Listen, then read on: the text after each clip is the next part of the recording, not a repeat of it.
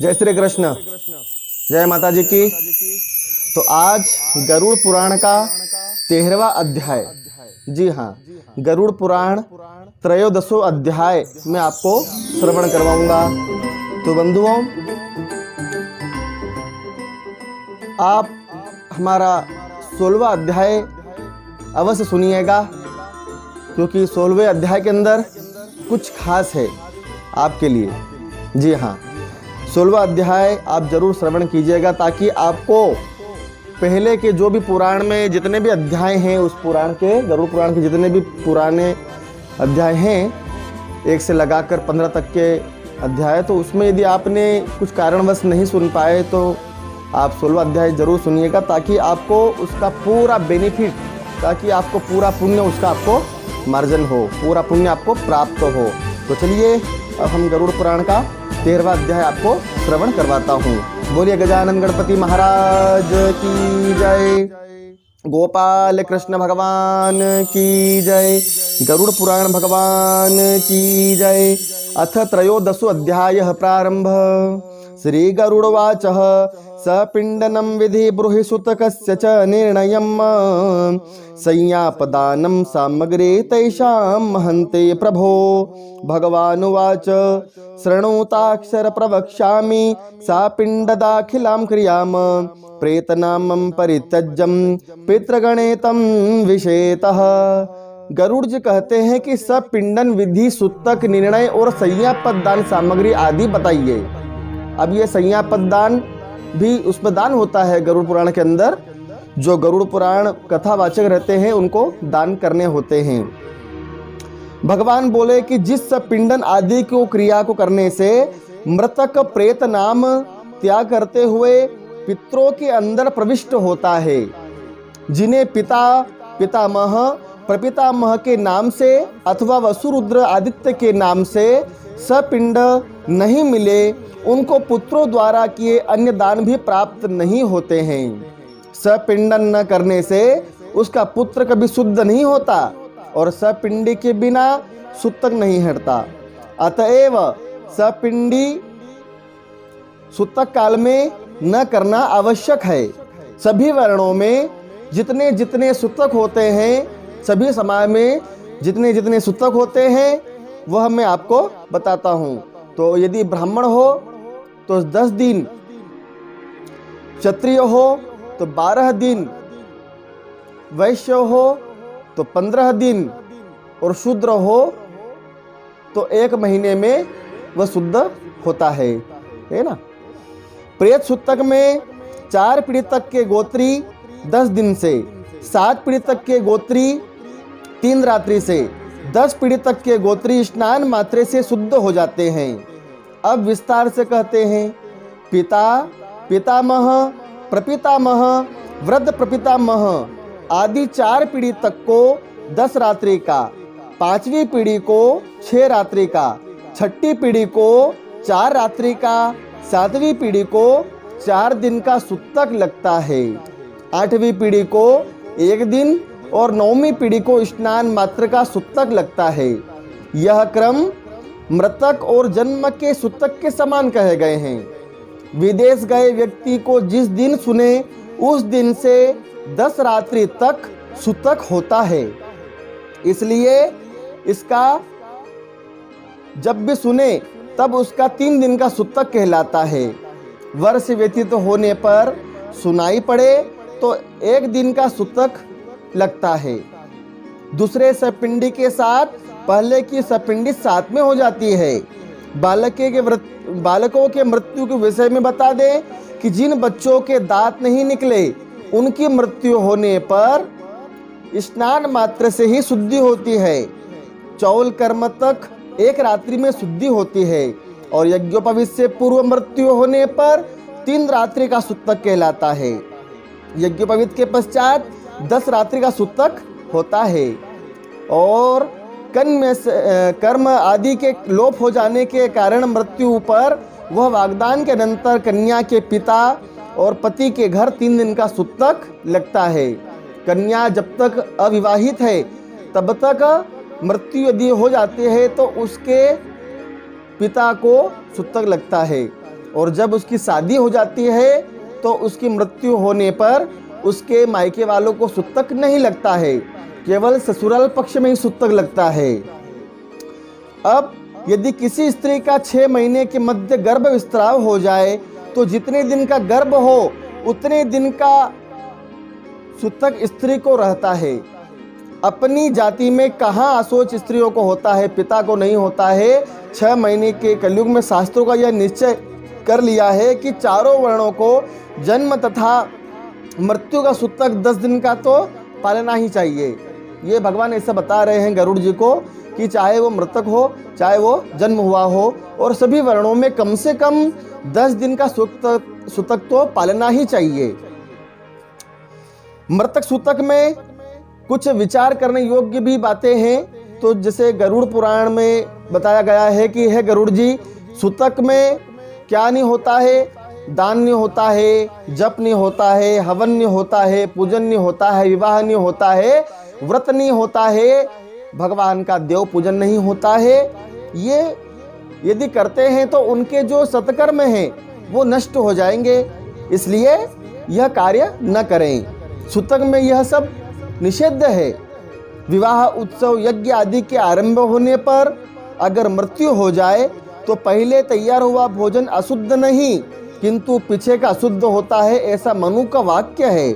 जो पुरुष अपना सूतक छुपाकर ब्राह्मण को दान देते हैं और वह ब्राह्मण जानबूझकर यदि वो दान को ग्रहण कर लेते हैं तो यह दोनों, दान देने वाला भी और दान लेने वाला भी, दोनों नरक के अंदर जाएंगे। अतः सूतक शुद्धि के लिए पिता की सपिंडी करना आवश्यक है। सपिंडी के द्वारा पितरों के साथ पिता पितृलोक में जाता है। सपिंडी करने का समय तत्ववेत्ता मुनियों ने 12वें दिन के विपक्ष होने के अंदर बताया गया है। सपिंडी और कार्य, जिसको हम आजकल क्या कहते हैं, बाहरवा, हमारी भाषा में क्या कहते हैं, बाहरवा, नुक्ता, खरज, ये बोलते हैं हम, है ना, हमारी भाषा में। तो उसको इसलिए ऐसा कहा जाता है कि उस दिन मनुष्य अंदर बाहर होता है। अंदर बाहर क्या मतलब कि जैसे उस दिन जब गरुड़ पुराण का अंतिम अध्याय पढ़ा जाता है ना, तो उस दिन भगवान के मंदिर में जाकर देवताओं का पूजन भी होता है। देवताओं का वहां पर जाकर दीपक, मंदिर में जाकर पास में जो मंदिर भी पास में होता है वहां पर जाकर दीपक जलाया जाता है, उसको अंदर बाहर कहते हैं उसको। तो वहां पर दीपक जलाने के बाद यानी कि वो भगवान से अनुमति हो गई कि हे भगवान जी, अब आज से आपके पास आने का हमको आप आज्ञा दीजिए। अब आज से हमको आपके पास पूजन पाठ करने के लिए, आपका सत्संग करने के लिए, आपका मनन करने के लिए, है ना, आपका इसी प्रकार भक्ति भाव से पूजने के लिए हमको आप आज्ञा दीजिए। ऐसा उसका महत्व बताया गया है। अब सपिंडी आदि कार्य के अनुसार उसी दिन से वह पूजन पाठ करने योग्य बन जाता है। भगवान कहते हैं कि 12वें दिन बताया गया है ये चीजें। जिस दिन मृत्यु हो जाती है उसके गिनती करते हुए 12वें दिन यह होता है। तो पहले समय में बंधुओं, जिस समय जब सतयुग चलता था तो उस समय तत्ववेत्ता मुनियों ने इसका समय कुछ और था। हमारे यहाँ जब आज भी जब कोई शांत हो जाता है ना, शरीर छोड़ जाता है, तो मृतक के घर के अंदर 12 दिन तक उसका सूतक रहता है। अब मुनियों ने बताया, शास्त्रों में उल्लेख है कि आज से पहले समय में इसका समय कुछ और बताया था। कितना समय बताया था? उससे ज्यादा बताया था। अब कितना बताया था मैं आपको थोड़ी देर बाद बताता हूं। उससे पहले मैं आपको कुछ और बताना चाहता हूं। तो जो वो ज्यादा समय जिस समय बताया था वो समय अब क्यों नहीं, अब 12वें दिन क्यों? क्योंकि बंधुओं, इसमें मनुष्य को यूं लगता है, ऐसा लगता है कि क्या कोई कर्म कर लेने से वापस पुनः आ जाता है? क्या उसके निमित्त 12वां कराने से या फिर किसी प्रकार से कोई सपिंडी करने से या और देह क्रिया करवाने से ऊपर जाने वाला व्यक्ति जमीन पर वापस आ जाता है? ऐसा नहीं होता है। तो ये सोच उसकी हो जाती है आज के कलयुग के अंदर इंसान की, वो बदल जाता है। क्यों?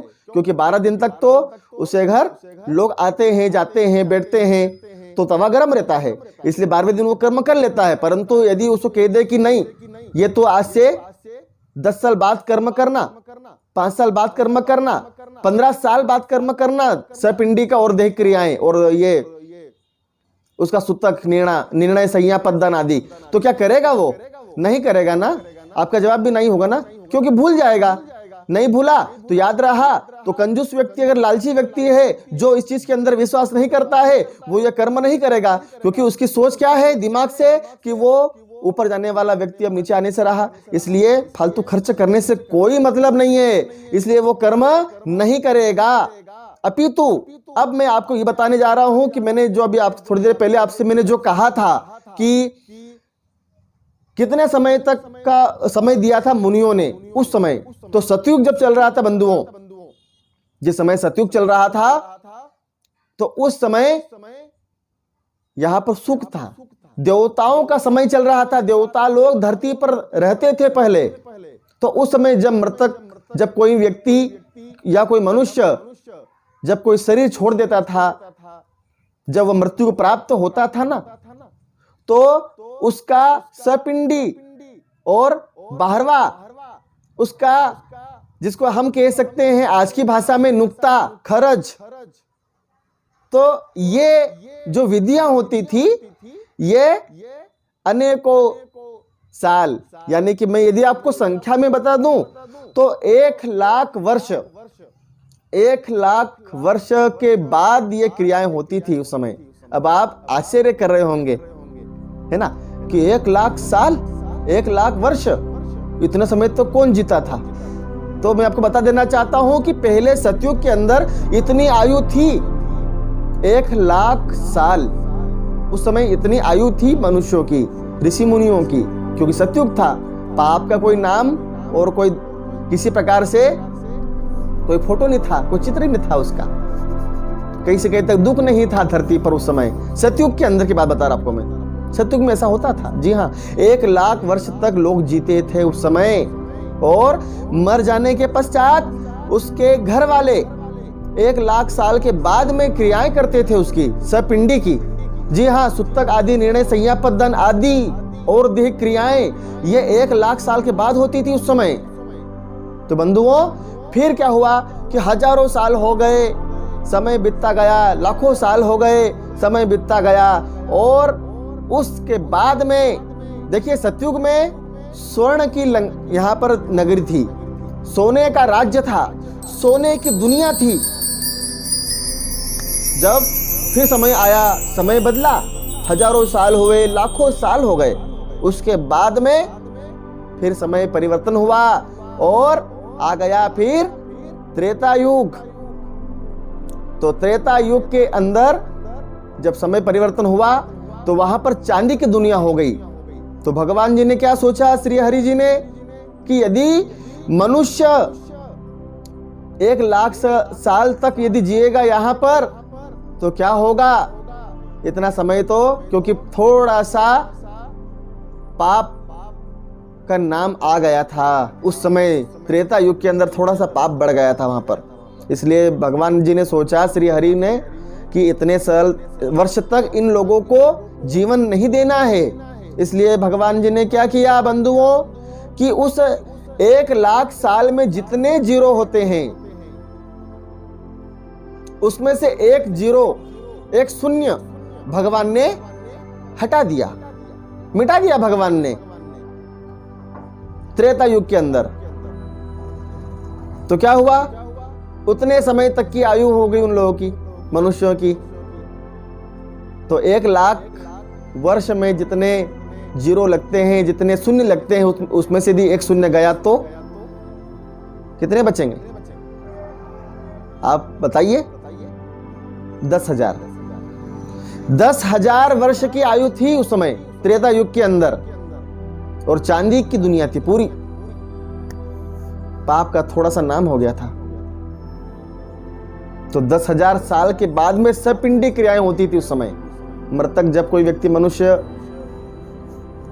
शरीर छोड़ देता था तो उसके घर वाले, उसके परिवार वाले सूतक, निर्णय, संज्ञा, पद, दान आदि और देह क्रियाएं 10,000 साल के बाद में करते थे। उसके पश्चात समय बीतता गया, फिर हजारों साल हो गए, फिर लाखों साल हुए, और फिर जो है तो समय का परिवर्तन हुआ बंधुओं, और आ गया द्वापर युग। तो द्वापर युग में क्या हुआ कि वहां पर भी थोड़ा सा पाप और बढ़ गया, उसके बाद पाप और बढ़ गया द्वापर युग के अंदर। तो वहां पर क्या देखा भगवान ने कि अरे 10,000 वर्ष तक की आयु रहेगी जीवन में, तो ये तो बहुत पाप करेंगे लोग, मनुष्य बहुत पाप करेगा, और 10,000 साल के बाद में और देह क्रिया करेगा। तो इसलिए भगवान ने क्या किया, और द्वापर युग के अंदर तांबे की दुनिया है, युग परिवर्तन हुआ ना, तो द्वापर युग के अंदर तांबे की दुनिया बन गई, और अब यहां पर पाप बहुत है। अब क्या हुआ कि भगवान जी ने सोचा कि 10,000 साल तक लोग जिएंगे तो फिर क्या होगा। भगवान ने क्या किया, श्री हरि जी ने, कि उस 10,000 में जितने भी जीरो लगते हैं उसमें से भगवान ने एक जीरो फिर से मिटा दिया, डिलीट कर दिया। तो क्या हुआ, कितने हो गए अब बताइए आप। 10,000 में जितने जीरो लगते हैं उसमें से यदि एक जीरो हम घटा देंगे तो बाकी कितनी संख्या बचेगी, 1,000। जी हाँ, 1,000 वर्ष तक वह मनुष्य जीवन, मतलब वहां द्वापर युग के अंदर भ्रमण करता है, जीवन जीता है उस समय द्वापर युग के अंदर। अब द्वापर युग के अंदर इतने समय के बाद में फिर उसकी सपिंडी होती थी और क्रियाएं होती थी उसकी, क्योंकि भगवान जी ने उसका अनुगमन किया। उसके पश्चात हजारों साल हो गए, फिर लाखों साल हो गए, फिर समय का परिवर्तन हो गया, और बंधुओं फिर उसके बाद आ गया अब कलयुग, है ना। अब कलयुग आ गया, तो इसके अंदर अब कलयुग में जब भगवान ने देखा कि 1,000 साल तक लोग जिएंगे तो ये सब पिंडी कब करेंगे, और पाप तो भयंकर बढ़ गया धरती पर। कलयुग आ गया है तो पाप तो बहुत हाहाकार लोग कर रहे हैं, पाप बहुत बढ़ गया है बंधुओं। तो इस प्रकार अब यहाँ पर लोहे की दुनिया हो गई है। सतयुग के अंदर सोने की हो गई थी, त्रेता युग के अंदर चांदी की हो गई थी, द्वापर युग के अंदर तांबे की हो गई थी। अब कलयुग आ गया है, तो घोर कलयुग आ गया है। अब यहाँ पर लोहे की लंका हो गई है। अब यहाँ पर कलयुग के अंदर जब भगवान जी ने देखा कि 1,000 साल तक लोग जिएंगे क्या वापस, तो भगवान जी ने क्या किया, अब आप स्वयं भी समझ गए होंगे कि भगवान जी ने क्या किया। भगवान जी ने बंधुओं एक शून्य फिर मिटा दी। तो 1,000 में जितने शून्य लगते हैं उसमें से यदि एक शून्य घटाएंगे हम तो कितनी संख्या बच जाएगी, 100, है ना। अब वो 100 वर्ष की आयु इस कलयुग के अंदर बताई गई है। 100 वर्ष की आयु तक व्यक्ति जीता है, और यहाँ पर घोर कलयुग है, पाप बहुत बढ़ गया है, इसलिए उसके सपिंडी का समय 12वें दिन बताया गया है भगवान जी ने। 12वें दिन उसका सपिंडी और देह क्रिया आदि हो जाती है। तो बंधुओं, अब इसके पश्चात मैं आपको बता देना चाहता हूं आपकी जानकारी के अनुसार कि जल्द ही कलयुग का अंत भी पास में ही है। 63,000 वर्ष की आयु है, 63,000 वर्ष की आयु कलयुग की आयु है, और इतने समय के पश्चात कलयुग का भी अंत होने वाला है। जी हाँ, कलयुग का भी, आप सही सुन रहे हैं, कलयुग का भी अंत होगा, जिसके लिए भगवान जन्म लेंगे कल्कि भगवान का।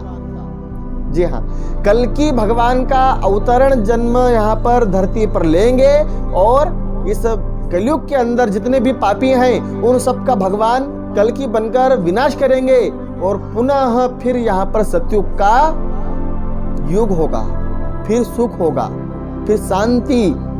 तो इसी प्रकार यह भगवान ने बताया गया है, क्योंकि जल्द ही भगवान, मैं आपको बता देना चाहता हूं कि जो इस कलयुग के अंदर 100 वर्ष की जो आयु होती है ना मनुष्य की, उसमें से भगवान जल्द ही 1 शून्य फिर घटाने वाले हैं,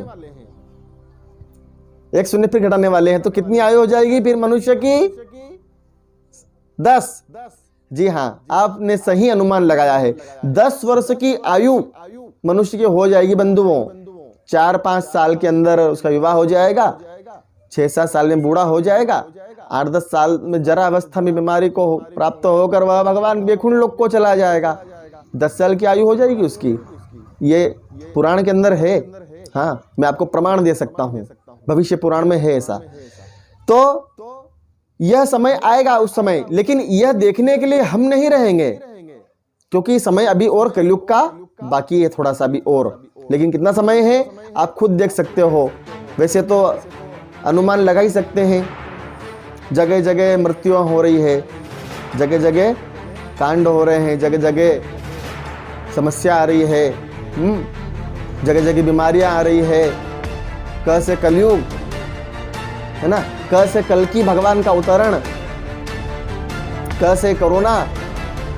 ये कह सकते हैं हम कि कलयुग का समय भी आई चला है बंधुओं। इसके पश्चात भगवान कहते हैं कि मनुष्य को सपिंडीकरण करने का तत्ववेत्ता मुनियों ने उसका विपक्ष बता गया है।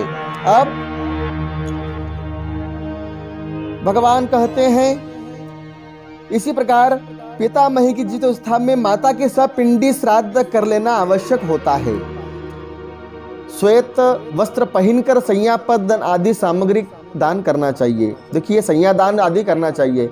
संज्ञादान करने से क्या होता है, ब्राह्मण को यदि ऐसा जब भी कहीं होता है किसी के यहाँ पर भी, जब कोई उनके यहाँ पर परिवार के जब शरीर छोड़ देते हैं, कोई शांत हो जाता है, दुख शोक मनाया जाता है, तो उनके घर पर गरुड़ पुराण का श्रवण अवश्य ही होना ही चाहिए बंधुओं। और उसके बाद में जब जिस दिन 12वां होता है उस दिन अवश्य ही सब पिंडी आदि करवाना चाहिए और संज्ञापद दान आदि सामग्री दान होना ही चाहिए। भगवान कहते हैं कि ऐसा दान करने से, संज्ञा दान करने से मनुष्य को वहाँ नरक में भी उसको संज्ञा प्राप्त हो जाती है। भगवान को हाथ जोड़कर कहना चाहिए कि हे भगवान, जैसे जिस प्रकार से आपकी समुद्र के अंदर वैकुंठ लोक के अंदर आपकी शेष संज्ञा है, उसी प्रकार से हमारे मृतक को भी यह संज्ञा दान हम कर रहे हैं, यह भी प्राप्त हो।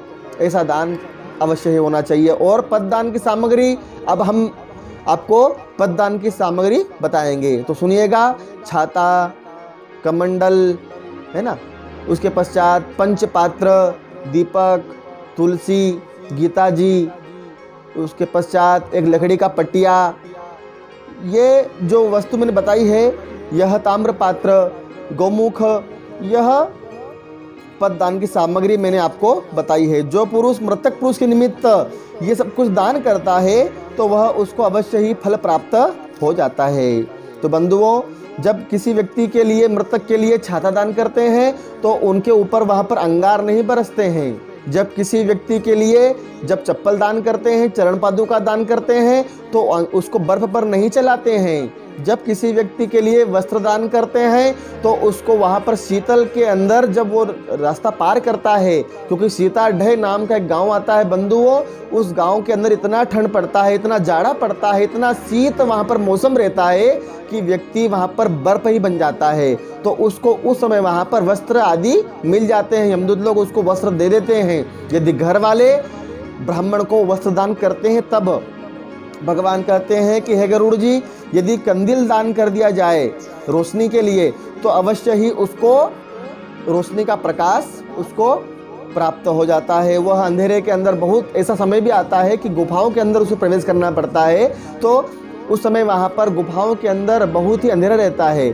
तो कंदील की रोशनी में वह वहाँ से उस रास्ते को शनैः शनैः पार कर लेता है बंधुओं। तो इसी प्रकार भगवान कहते हैं कि मनुष्य धर्म मार्ग के द्वारा धर्मराज के मंदिर में, धर्म सभा में परम आदर प्राप्त कर लेते हैं। तो इसी प्रकार गरुड़ पुराण जो व्यक्ति ध्यान पूर्वक श्रवण कर लेता है, वह सब इन नरकों को प्राप्त नहीं करता है बल्कि वैकुंठ लोक को प्राप्त कर लेता है। इति श्री गरुड़ पुराण भाषा टीकायां निरूपण नाम अध्याय त्रयोदशो अध्याय समाप्त। गरुड़ पुराण भगवान की जय, वैकुंठ धाम की जय, नर्मदा मैया की जय। तो बंधुओं, यदि आप हमारे इस चैनल पर नए हैं तो कृपया करके एक वीडियो को लाइक ज़रूर कर देना और इस चैनल को सब्सक्राइब कर लेना और बेल आइकन ऑल कर लेना ताकि मेरी अगली वीडियोस सबसे पहले आपको प्राप्त हो। आज के लिए अब इतना ही। कल मैं आपको 14 अध्याय गरुड़ पुराण का 14वां अध्याय आपको मैं श्रवण करवाऊंगा। तब तक के लिए जय श्री कृष्ण।